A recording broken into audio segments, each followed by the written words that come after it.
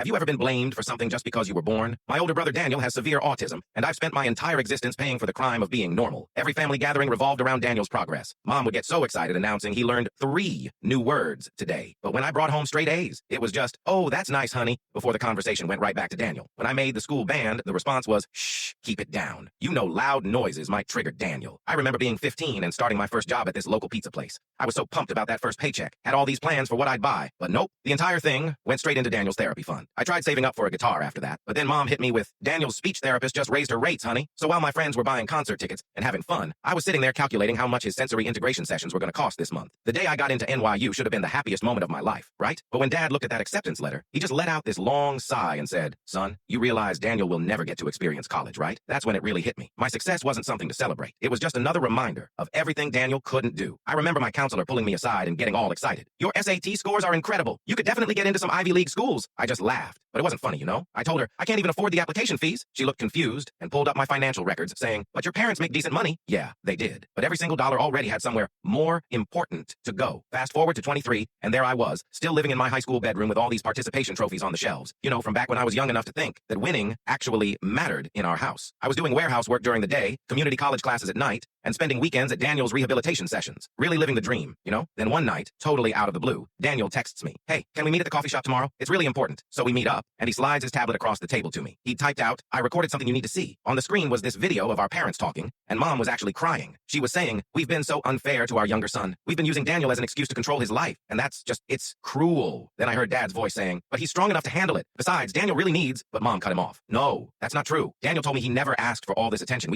We decided that sacrificing our younger son was easier than fighting with insurance companies or finding actual resources. We took the easy way out." Daniel looked at me then, and he spoke these words that I know he must have practiced forever to say clearly. "I'm so sorry." Then he reached into his bag and pulled out this thick envelope. I asked him, "What's this?" He started typing on his tablet. "I've been saving my disability benefits for 4 years. Mom doesn't know I learned how to manage my own money. There's enough here for at least 2 years of college." I just stared at that envelope, and my eyes started getting all blurry. This was the person I'd secretly resented for so long. The person I blamed for taking everything from me, and he'd been the only one actually fighting for my future. I tried to push it back, saying, "Daniel, I can't take this," but he shook his head and kept typing, "I already found a group home I'm moving to next month. It's time for you to leave too. Mom and Dad are going to completely lose it," I warned him. And then Daniel gave me this smile, this look of determination I'd never seen from him before. He slowly spoke these words that he must have rehearsed 100 times. "That's their problem, not ours." 3 months later, I was finally sitting in an NYU classroom, actually living my dream. Daniel moved into this great independent living community about 20 minutes from my dorm, and we meet up for dinner every week now. My parents are still adjusting. For the first time, they can't use one child as an excuse to control the other. You know what I learned from all this? Sometimes the person you think is holding you back is actually the only one who truly wants to see you fly. And sometimes, real freedom means breaking those chains together.